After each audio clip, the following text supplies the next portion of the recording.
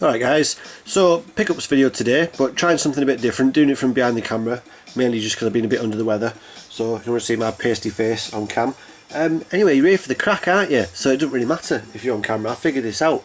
You know, a lot of the time when I'm watching YouTube videos, it's I'm listening to him rather than watching him whilst doing other things, but so it doesn't really matter. But yeah, so you're ready for the crack, let's get cracking. Accumulated a fair few pickups here over the last couple of weeks, and yeah, just wanted to get it out now before Christmas. I doubt there'll be anything else being bought this month. First though, I got a couple of trades with YouTubers after I did that trades video a little while ago, and yeah, so the first thing was I traded with 16-bit brothers. I gave him my sent him my spare Echo on Dreamcast, and he sent me Crackdown on the 360.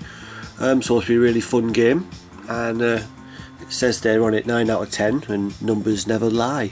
So science, yeah. So Crackdown, I've never played either of these games, and I'm sure I'll like it, that kind of thing. Yep, right. The next trade that I did with a YouTuber was with Killer Commando, and I sent him, I can't remember exactly what it was, Bubba Sticks on Mega Drive, Crash Dummies, Resident Evil 4 and something else. And he sent me some cracking stuff here. We've got the original, well the first, I think it's the first Spider-Man on Mega Drive. I'm surprised I didn't have this in the collection already actually, because I really loved this back in the day. I don't know if it's going to focus or not, but yeah, you've got your web slinging goodness. Spider-Man's just really so well suited for video games, and that's a classic one. It's the cheapest one on the Mega Drive though, a few of the other ones are a bit more expensive. Right, yeah, sorry, rambling. Killer Commando also sent me in this trade 13 on Xbox. I think it is compatible on 360, but yeah, really cool game. I love the look of it. Cell shaded graphics. They never get old. They'll never age cell shaded games, because that looks kind of intentionally, you know, stylistic, simple. Anyway, brilliant game. I really like that one. This is a game I never knew existed, and it is Danny Maniac's The Great Edgar Hunt. I can't remember how I found out about this one. I think, did he just, yeah, I think Killer Commando just said this is one of the things he had available, so I went and researched it and it looked pretty fun. So, little platformer there on the original Xbox. Right, going on to eBay, I went kind of DS crazy the last couple of weeks. Well, I'll say crazy, quite a few here anyway for me. I got Professor Layton and the Lost Future. Now I loved the Curious Village, I thought that was really cool. This one so far is all maths problems, and that's not a very inventive or fun use of the touchscreen or the, you know, the DS in general. So there's mainly maths problems so far. So I hope this gets a bit more, you know, varied later on, because I like puzzle games. But yeah, if I wanted to do maths, I'd go and take a test. You know what I mean? You know, next one is action puzzle game Zookeeper, and yeah, it's basically you know, a puzzle game. Match up three animals in a row, and things happen, and blah de blah. Dead simple, but I just wanted some, you know, a fun puzzle game, because I've got quite a lot of adventure games, such as this Etrian Odyssey, which is a yeah, pretty well thought of RPG. And how much did I get this one for? £9. Got this for £9, which is a fairly decent price for that. Yeah, I don't know anything about it other than it's a funky looking RPG. But if anybody's had any experience of this, let me know what you think, what I'm in for. So yeah, I basically did a bit, you know, went around looking at best of lists for DS and various consoles really, just to put a bit of focus into the collecting. But every now and again I'll plump for something random, like this is Arkanoid. You all know Arkanoid, you know, it's the block bashing game. Can't get more classic retro than that.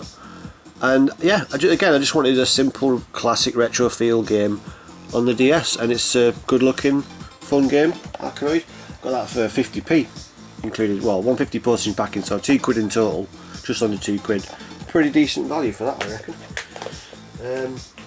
Oh, by the way, if you're bothered about prices, Layton, I got that for a tenner in total. They seem to be hovering around that amount, they don't really go down.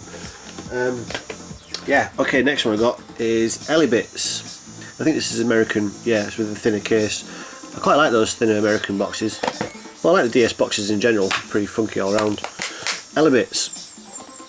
How can I describe this game? Will the screenshots do it justice in the camera? I don't know. yeah, you're basically moving a character around and doing things. Worst description ever. But Elbits, it looks intriguing, so I picked it up. I'll give you a rundown on it when I played it. Yeah, got that for £9.50, which is going by completed listings. Not too bad a price for that, £9.50. Right, this one, where did I see this one recommended? I cannot remember, but it is Tingle's Rosy Rupee Land, or Freshly Pickled Tingle's Rosy Rupee Land. And as you can see, it's still sealed.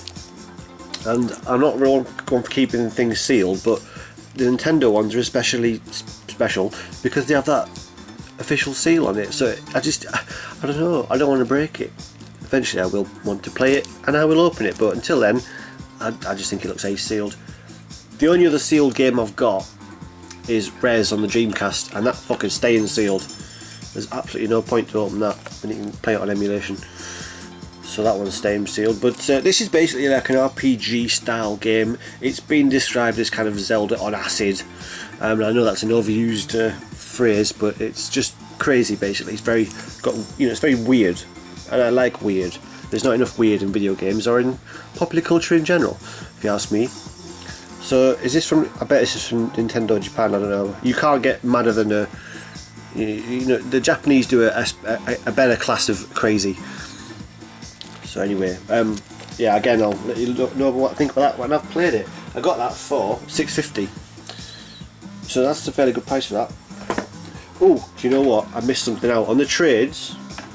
Killer Commando, the trade I got Animaniacs 13 and Spider-Man 4 off. I also got this beast of a controller for the Mega Drive, and wait for it. Oh, yeah, it's only micro switch, motherfuckers. So I've got a micro switched joystick for the Mega Drive finally, and I don't know if it's I looked at the wrong picture or something, but I expected this to be a lot smaller. You sent me pictures, or I saw pictures of this controller, and yeah, I expected it to be a lot smaller. It's fucking quite big. See by my hands there, and I really like it. Really looking forward to getting to use that on the Mega Drive. Right, now I've got some PS2 games from eBay. Got Metal Gear Solid 3, Snake Eater. I was surprised to get this pretty cheap. I got it for like £2.50. I think, was it £2.50? $2.75, whatever. I didn't realise that was going to be quite as cheap as that, but yeah, definitely needed in the collection. Also got Zone of Enders. Well, there's a HD collection out recently on PS3, but I never played any of them. I saw a clip of someone playing the first one, and it looked ace. So Zone of Enders. How much did I get that for? That was 49p. Beat that. Yeah. Right. I also have here Dot Hack Infection. This is a fairly sought after RPG style game. Part 1 it says here. I think there's 3 parts to this, and I recently saw, I think it was Pro B-Man 5, do a video where he found out in the wild all 3 Dot Hack Infections, Dot Hack games together, and picks them up for a really good price.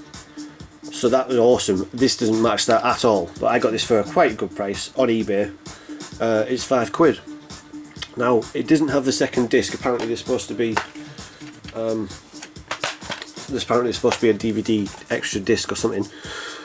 I don't have that, but I do have this part 1 of Dot Hack Infection for £5. So yeah, if anyone's played it, let me know what I'm in for, what you think of it. The last PS2 game I got off eBay is Shadow the Colossus. Now iCore for some reason won't work on my PS2. I think it's something to do with the connection. I'm using composite to my HD TV. Because most of the PS2 games will work, but iCode doesn't for some reason. Very weird. So I hope this one does. I don't have to mess about getting new cables. Anyway, this was £16 in total, which is about its price. It doesn't seem to ever really go for less than that when it's complete. When it's complete, it's got this lovely cardboard slip, and you get these, obviously, these 4 art cards, which show shadows of Colossi. Yeah. Pretty funky looking. Anyway, yeah, essential purchase, £16, not bad. What else have we got here? Oh right, yes. Now another controller I've got this week is for Rock Band, and it completes the set now, and I got it. Rock Band keyboard. Now this thing is a quality piece of kit. Get out and show you. Right, it's a really quality, well built peripheral. I can say that much for it. Now then, look at that. Real sturdy. These keys are pressure sensitive as well. And the uber cool thing about this is you can actually use it as a MIDI sequencer or a MIDI keyboard. You can hook it up to if you've got a music producing program, you can use it as a regular keyboard when you're just making tracks or making whatever, samples and stuff. So that's awesome about it. And you can see it's got kind of usual audio outs if you're going to be using it for that purpose. But for the game itself, really cool. It's the one instrument that I think I'll actually be trying to play on the pro mode, because that's going to be a lot more fun to actually hit the correct keys for the things. The only issue about this is on the Rock Band 3 disc there's fuck all songs that have parts for the keyboard, and that really pissed me off. I was flicking through them earlier to have a look, and even on some tracks that I know does have keyboard parts on them, they were saying no part for this. You can play the guitar part on it as well, but who wants to do that? I'm going to do the keyboard bit. I bought the fucking keyboard. So, and on the downloadable tracks, there's definitely some tracks that I know have keyboard parts, and yet they haven't included them. I think it probably just comes down to lazy programming. You know, maybe they just couldn't bother to program for the keyboard part, but figuring not many people have bothered to get it. And you know, I wasn't going to pay full whack for it. It was brand new. Got this for a tenner, and I wouldn't pay any more for it on the basis that the vast majority of Rock Band 3 is not compatible with it. So if you're going to advertise that as the brand new feature, you know, that was in the teaser, wasn't it? The little icon came in with the keys and everything. Oh, keyboard! That was the whole point of, well, it was one of the main selling points of Rock Band 3. So why do that if you're then not going to pick tracks primarily? You know, you have to, not all of them have to, but if you're not going to pick at least half the tracks that are going to have keyboard parts. I don't know, maybe there's more than I thought, and they were just tracks that I didn't want to play. You know, there's a lot of naff old 70s stuff that have keyboards in it. Hey, I like some 70s stuff, it's not all naff, but basically great piece of kit. Awesome if you want to use it as a normal keyboard as well, which I haven't tried yet, so I'll give it a shot soon. But in the game so far, it's fun. It is fun. It is fun. Yeah. Anyway, there you go. There's the keyboard. So that's my pickups. Yeah, I'm going to be doing the answers to the questions Q&A videos soon when I get some time and stuff. Hopefully before Christmas. Yeah. All right, guys. Nice one for checking in, and speak to you later. Bye bye.